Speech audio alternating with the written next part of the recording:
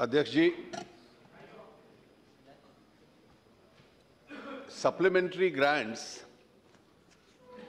एक अवसर होता है देश की अर्थव्यवस्था के संबंध में चर्चा करने का, और उसके अतिरिक्त जो अधिक खर्चा सरकार का हुआ या किसी हेड से खर्चे में बदलाव हुआ तो स्वाभाविक है कि संसद की स्वीकृति उसके लिए चाहिए होती है।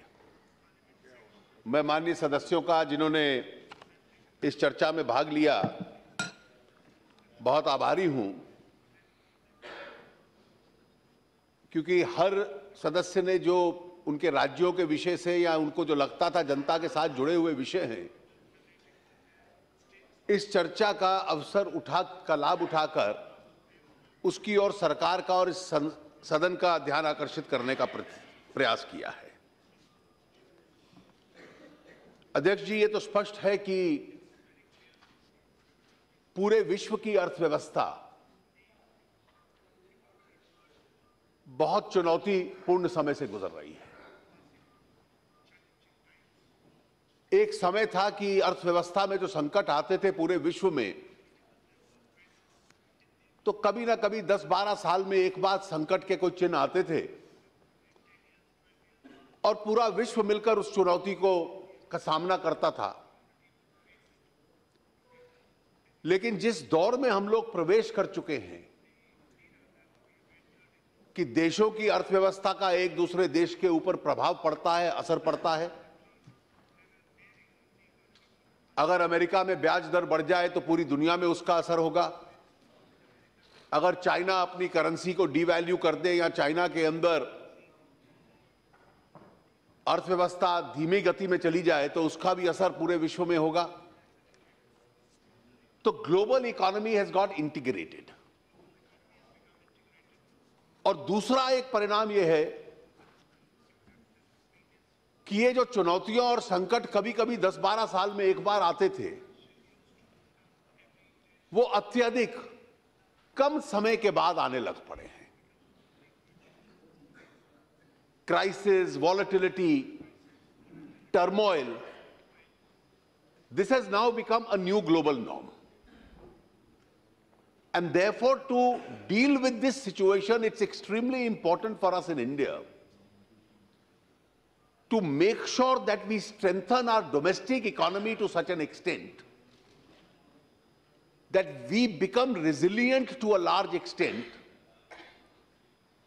or to the extent possible, to these kind of shocks which take place in the economy world over. Where do we stand now? If you look at the world, almost with every periodic estimate, the IMF has been lowering the estimates of global growth. So the world is moving slowly.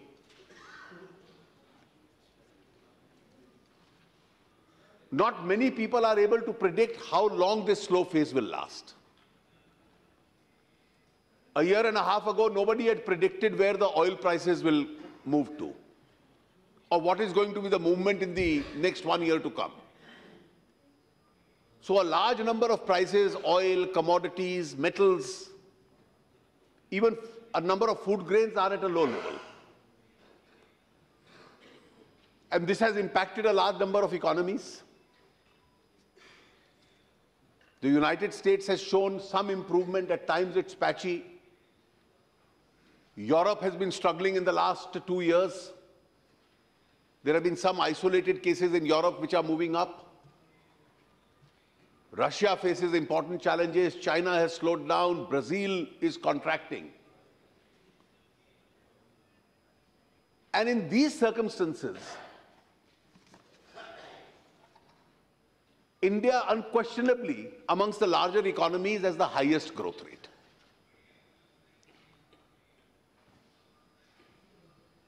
We had anticipated at the beginning of the year, as Mr. Premchandran mentioned, that we could try and touch the 8% figure this year. But if we look at the challenges which have impacted us, because the buyers have slowed down, the other countries have slowed down, So the export sector has contracted. But when we speak in terms of the contraction of the export sector, we must bear in mind that the contraction as far as India is concerned is not in volumes, it is in values. For example, 18% of our export basket is oil, refined oil. So 18% remains 18%, the volume of oil remains the same. But when the price of oil falls to below $40, the values decline. So the export sector itself declines. The imports have also declined because the values have contracted. So the first obvious sector which has been impacted because of the global slowdown is the export sector. There is a second important challenge that we must bear in mind. We've had 2 consecutive years of less than normal monsoon. 2 वर्ष लगातार बरसात 12% और 14% कम रही है। और पिछले अगर 100 वर्षों का इतिहास भी देख ले तो कभी ऐसी स्थिति नहीं आई कि 3 वर्ष लगातार बरसात कम रही हो। लेकिन 2 वर्ष कम रही है, इसलिए हम उम्मीद लगा सकते हैं कि अगला वर्ष सुधरना चाहिए। I only hope that the rain gods are as kind to this government as they were to the previous government. Because the previous government saw a much better monsoon. ये एक दूसरी चुनौती है। और एक तीसरी चुनौती भी है, जिसका जिक्र कुछ माननीय सदस्यों ने किया और मुझे यह स्वीकार करने में कोई संकोच नहीं है कि निजी क्षेत्र, जो प्राइवेट सेक्टर है, उसकी ग्रोथ अर्थव्यवस्था के लिए बहुत आवश्यक है। और जब अर्थव्यवस्था तेजी से आगे बढ़ती है और अच्छे हालात होते हैं, तो निजी क्षेत्र ज्यादा तेजी से आगे बढ़ता है और कम से कम सरकार के ऊपर उसकी निर्भरता भी कम होती है। Private sector moves much faster than the government. But when there is a challenging situation, private investment slows down.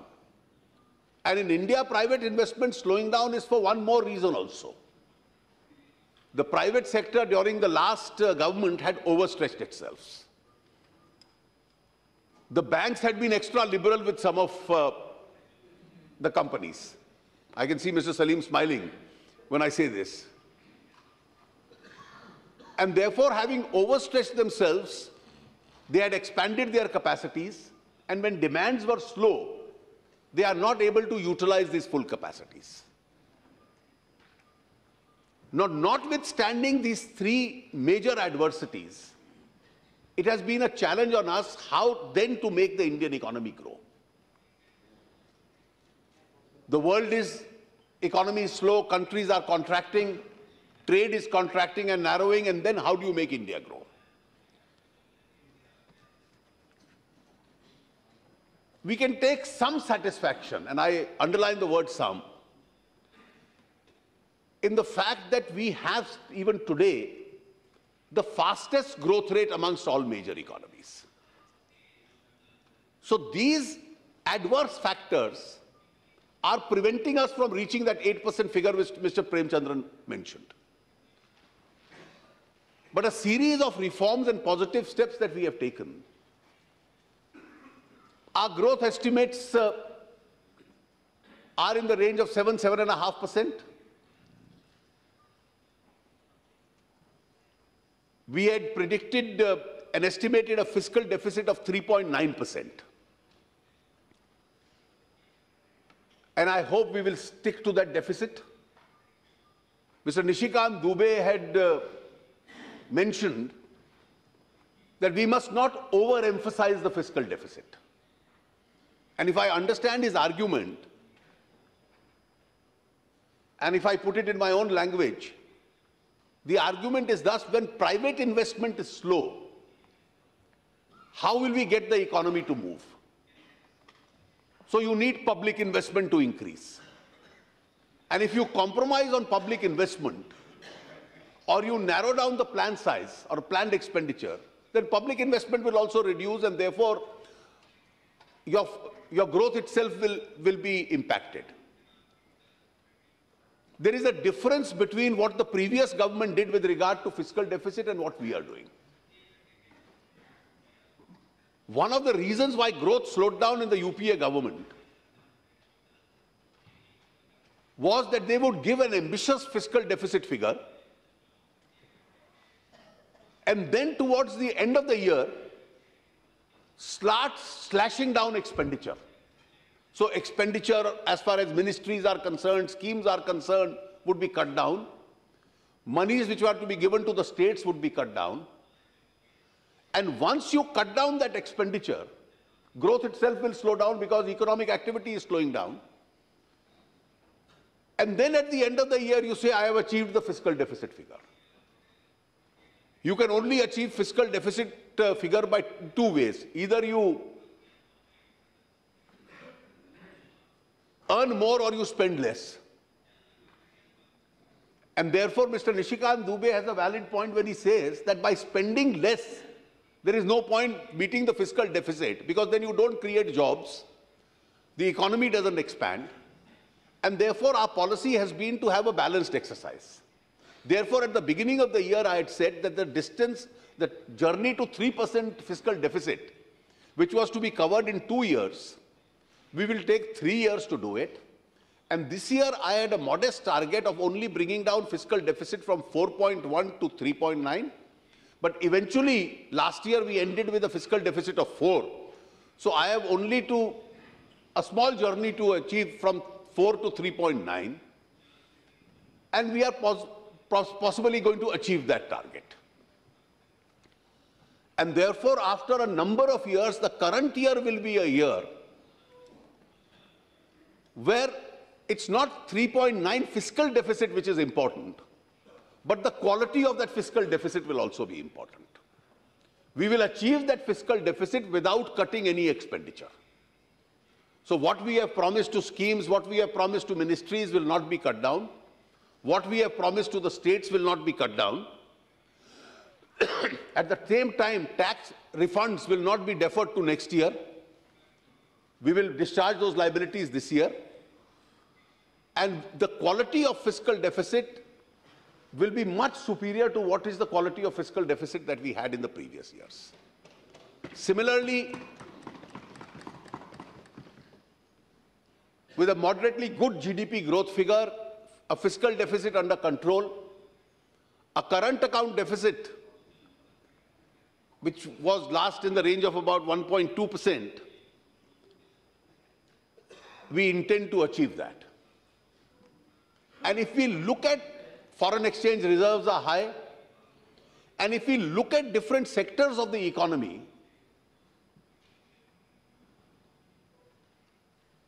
the manufacturing sector, which under the UPA government had almost become flat, and therefore manufacturing was not growing.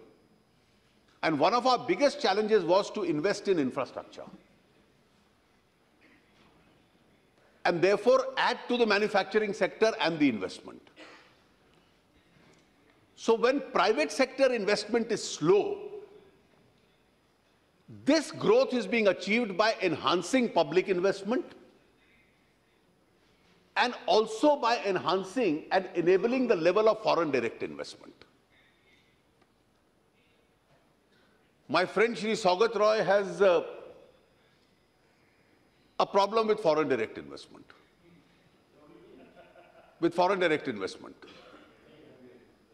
And I can tell you, if your recipe, I am extremely glad, and I fully support the West Bengal government in investment initiatives they are taking. And I'm glad that even West Bengal government is not following your advice. For the reason, and you'll have to realize,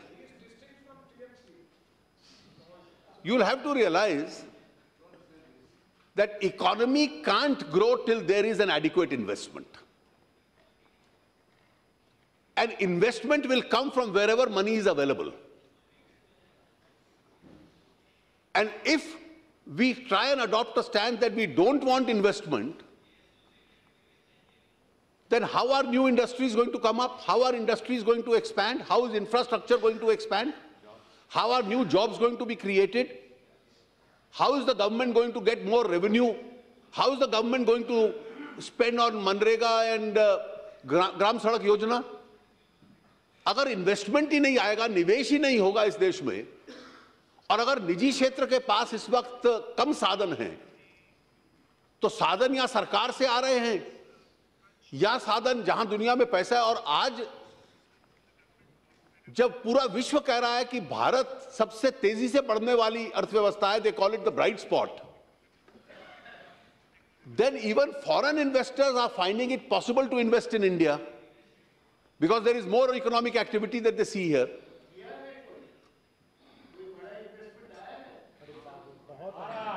Between last year and this year, it's increased by 40%. If you address this question even to Dr. Amit Mitra, he may not agree with you, because even in your state it is coming. And it's rightly coming. One of the high points of Indian economy today is not only growth, but the fact that almost every state, and when I say every state, I am underlining the word every. I mentioned West Bengal in your context. Every year, West Bengal is organizing global investor meets. Madhya Pradesh has done it. Rajasthan recently has done it. Gujarat used to do it. Now Karnataka is doing it. Andhra Pradesh has been in the forefront. Telangana is doing it. Chief ministers are going all over the world. And I don't know why you were grudging the Prime Minister going all over the world. If India, I feel proud every time the Prime Minister gets the largest audiences in other parts of the world, and you are grudging the Prime Minister. I am not grudging all the Chief Ministers. When the Andhra Pradesh Chief Minister goes to China or Japan or Singapore and they say we will collaborate in the building of the capital, it's a good sign. In Kerala, where there was initial resistance, even Kerala has opened up its port sector now to the private sector. And if that port sector in Kerala can get the sea traffic from Colombo, there will be more jobs in Kerala. So that's a positive sign. So states are competing with each other. अब पिछले सप्ताह हम सब इकट्ठे थे.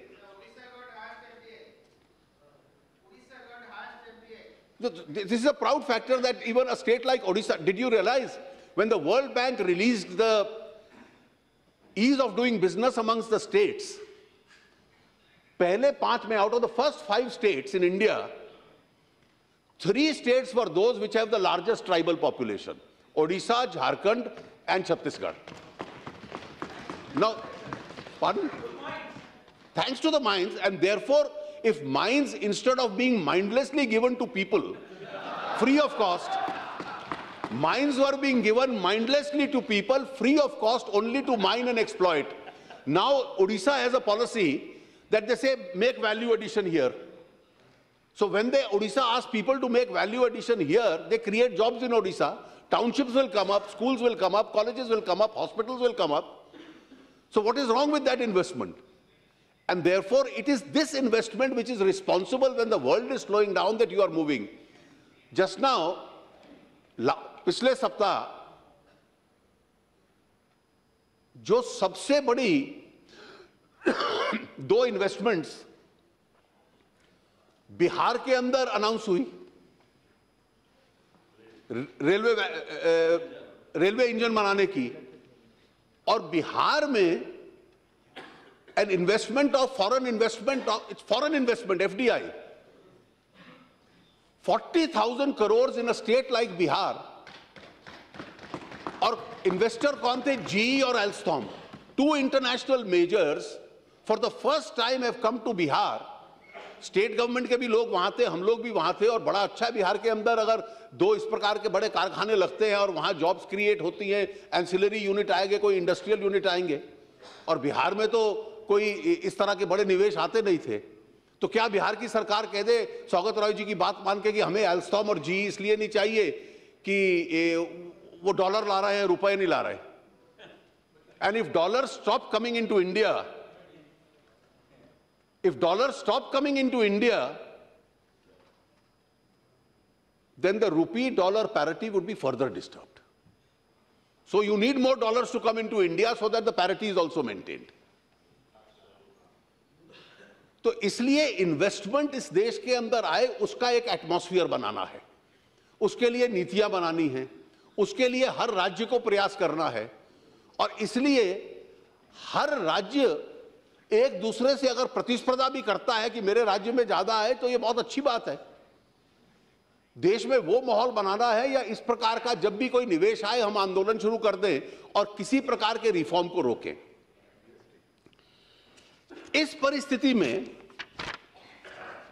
अगर आप केंद्र सरकार की, if you see my, because everybody has said more money must be granted to these sectors, I will just say 3 issues. When we took over, there was a slowdown in the economy. Manufacturing was almost flat. 2 days ago, when the manufacturing figures came out, the IIP figure, for the first time, we have gone back to 9.8% last month. Some people feel that it may be the Diwali effect of October, that people make more purchases, but it's a positive figure. The average of 8 months is still 4.8. So there is a slight pickup as far as manufacturing is concerned. But the accounts of the central government, having said that we will maintain fiscal deficit and a good quality of fiscal deficit, the Finance Commission said give 42% to the states. अब ये बात बार बार आती है कि ये 42% देने के लिए आपने क्या किया? One of the suggestions was that some of the centrally sponsored schemes, therefore, should be shifted to the states. We shifted some. The Chief Minister's Committee of the Niti Aayog has given some report which is under consideration. So some CSS scheme grants have come down, but 32% has become 42%. Overall, what is the figure? मैं अगर पिछले 3 साल के figures आपको बतला दूं, in 2013-14, with all the CSS money and everything, the total amount, what was the amount that was given to the states? 2013-14 में 6,29,842 crores. So 6.29 crores was given collectively to all the states. Last year, this figure became 6.80. And after 14th Finance Commission, and this includes whatever is reduced, whatever is gained. So what is the net? So 6.28 and 6.80 has now become 8.39 this year. So the states will collectively get 1.59 lakh crores more. It's a good sign. It's a good sign because when states get more, states are going to spend a large part of this money on poverty alleviation schemes, on social sector, and also on these schemes, and also on physical infrastructure. तो राज्य भी इस additional पैसे को उस पे खर्च करेंगे, उससे भी देश का विकास बढ़ता है.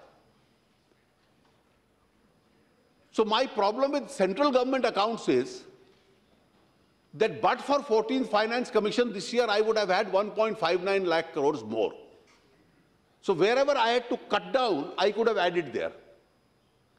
But even then we've tried to maintain a total social sector expenditure more than last year despite being 10% down. And this year there is not going to be any significant difference between the budget estimates and the revised estimates, which has been there every year. Because as Prem Chandran rightly mentioned, indirect tax revenues have gone up. Let me only correct you to a limited extent. Even without additional revenue measures, indirect tax revenues have gone up. On direct tax, we are lagging slightly behind. But indirect tax, we are ahead of our estimates. And I have no doubt in sharing with the House that the situation created by low oil prices, we are able to utilize for larger public advantage. Part of the money which is saved has been transferred to the consumer. Part of it goes to the oil companies, because oil companies have also lost a lot of money. We can't have oil companies, marketing companies, which are PSUs, which lose money. An oil company bought oil in future purchases at $80. It is now having to supply at $60. So at one stage, oil companies were down $30,000 to $40,000, 30 to 40,000 crores. So their losses have to be covered. Now they need money for more pipelines. So part of it which we are using for that, which is also goes in the interest of the economy, and the entire money which has come by either cess or excise to the central government is being transferred to two areas: highways and rural roads. So the highway sector, which had come to a complete standstill when Mr. Gadkari became the road transport minister, first 17 contracts did not attract a single bidder. पूरा highway sector paralyse हो चुका था, तो इसलिए public spending उसमें बढ़ानी थी. And now the highway sector has got moving, and therefore जो कार खरीदता है, कार में पेट्रोल या डीजल डालता है, बस चलती है, वो सड़क का भी प्रयोग करता है, ग्रामीण सड़क का भी करता है, हाईवे का भी करता है. तो इसलिए तीन हिस्सों में इस पैसे को बांट रहा है देश की अर्थव्यवस्था के हित में.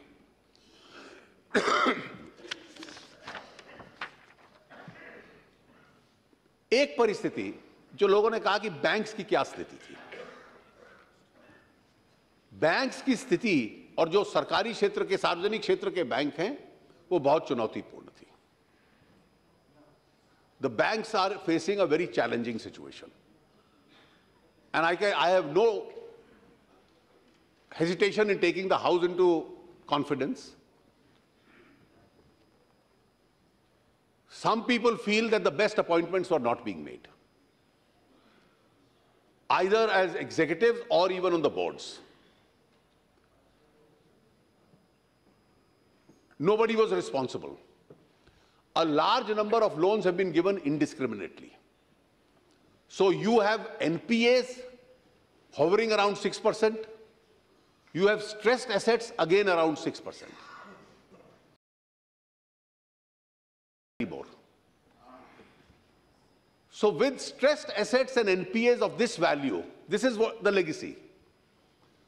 So the banks need to be corrected. You need to put more money into the banks. You need to recapitalize them. So in the first supplementary, I have recapitalized partly. Hopefully in the third supplementary, I will recapitalize them. And next year, we'll have to continue this whole process. So put more money into the public sector banks. But then you have to address each of the sectors which have caused the stress. लोगों ने highway बनाने के लिए पैसे लिए, highway authorities की और contractors का झगड़ा चल रहा है, बैंक्स को पेमेंट नहीं हुआ. This was a stress sector.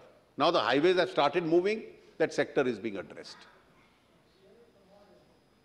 The second sector is steel, and steel is stressed because of external factors. हमारे यहां जिस दाम से स्टील बनता है, कीमत से कम दर के ऊपर चाइना से स्टील हिंदुस्तान में आ रहा है, और वो जो डंपिंग हिंदुस्तान में हो रही है, उससे डोमेस्टिक कंपनियों का पूरा स्टील बिकता नहीं है, और स्टील की कंपनियां घाटे में हैं. और स्टील की कंपनियों ने जो बैंक से पैसा लिया है, उस पैसे को वापस नहीं कर पाती. और यह समस्या पिछली सरकार के समय से थी, कोई इसका हल नहीं ढूंढा गया. अब दुनिया में जब डंपिंग होती है तो डंपिंग के खिलाफ कार्रवाई होती है. हमने ड्यूटी भी बढ़ाई है, हमने सेफगार्ड एक्शन भी लिया है, और हम धीरे धीरे उस सेक्टर की जो एक तकलीफ और बीमारी है, उसको दूर करने के प्रयास के लिए कदम उठा रहे हैं. तीसरा क्षेत्र, और ये क्योंकि हम सब राज्यों के भी प्रतिनिधि हैं, वो बिजली के क्षेत्र की यह स्थिति है कि आज देश में बिजली की पैदावार पर्याप्त है, ग्रिड पर्याप्त है. So we are producing sufficient, we have a distribution network. लेकिन जब राज्यों में जाएगा तो राजनीति को और चुनाव को और वोट को मद्देनजर रखते हुए कुछ राज्यों को लगता था कि जो राज्यों की डिस्ट्रीब्यूशन कंपनी है वो कीमत से कम दाम के ऊपर उपभोक्ता को बिजली दे. और उसका असर क्या हुआ? मैं केवल राजस्थान का उदाहरण दे दूं कि 2008 में जब सरकार बदली तो राजस्थान के डिस्कॉम पे 15,000 करोड़ का ऋण था. जब 2013 में वापस आई दूसरी सरकार तो ये 15,000-75,000 के करीब पहुंच चुका था. तो ये 75,000 करोड़ एक सरकार की बिजली कंपनी का कौन पैसा पूरा करेगा? या सरकार बजट में से देगी या लोगों पे टैक्स लगाएगी. तो एक विचित्र तरीका ढूंढा गया, बैंकों से ले लो. और कई राज्यों की बिजली कंपनियां ऐसी हैं जिन्होंने बैंकों से पैसा ले लिया और बैंकों ने कहा कि अब हम आपको और उधार नहीं दे सकते. और उधार नहीं दे सकते तो क्या बिजली बंद हो जाएगी और अंधेरा हो जाएगा? और कोई प्रयास नहीं किया गया पिछली सरकार के दौरान की इस समस्या का हल ढूंढने के लिए. सो पावर बिकेम, जिस देश में where we have a surplus power, power became a stress sector because of the health of the discoms itself. Now the power minister has come out with a scheme by which the DISCOM problems are being addressed so that immediate burden on consumers is also not there, but some hike will have to take place slowly. And that debt is being transferred to the state governments, which will have to issue some securities as far as the banks are concerned. And that problem is being addressed. So the banking stress, which was an important problem, required to be addressed. Social sector. Now, besides maintaining the expenditure, now every time people make a speech that have you cut down expenditure on Manrega? No, we have actually increased it. Gram Sadak Yojana, we have increased it.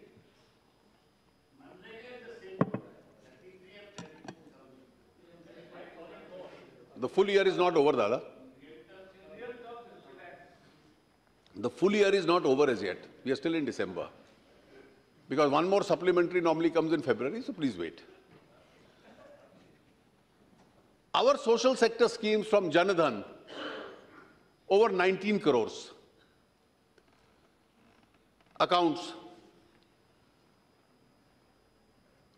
जो बीमे की योजनाएं आई, जो pension की आई, और पूरा प्रयास है कि धीरे धीरे इस देश को इंश्योर्ड और पेंशनड गरीब आदमी को हम लोग बनाएं, उसको सामाजिक सुरक्षा मिले.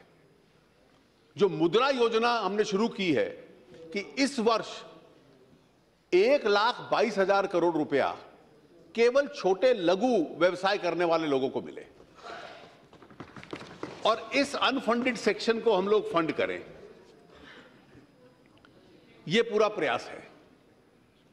मैं केवल इतना कहना चाहूंगा कि जब इस अर्थव्यवस्था को बढ़ाने का प्रयास है और आप कहते हैं कि सामाजिक क्षेत्र में और डालिए, दुनिया धीमी चल रही है, हम ज्यादा कैसा डाल सकते हैं? केवल एक रास्ता है. There is only one way. If we grow faster, we create more jobs, we get more revenue, we have more money to give to the states, we have more money to give to the social programmes, we have more money for infrastructure. So the best response to poverty eradication also is that enable India to grow faster. And therefore, those who try and put impediments in the path of that faster growth are actually wanting poverty in India to perpetuate. The best response to poverty eradication has to be growth, so that governments have more resources, more job creating potential. And if steps like the GST can increase India's growth itself by a percentage or half, 1.5. After all, if we are today in adverse circumstances growing by 7.5%, let us assume a situation we are able to rationalize direct taxes, we are able to have a GST, hopefully we have a better monsoon next year, global situation also improves, interest rates are coming down, real estate picks up a little. It's not difficult for India to grow by another percentage and a half. And therefore, our real potential of reaching that 8 to 9% growth is possible.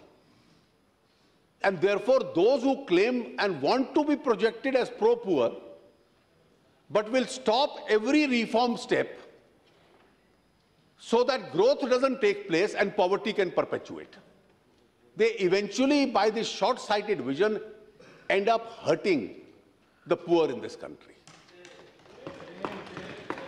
Sir, the GST unquestionably was a collective wisdom of all political parties. The Congress took the initiative in 2011. They introduced it. Their two honorable finance ministers approved the proposal. And today the three conditions they have laid down are against what they themselves had proposed. They are not here in the House, but through you I wish to convey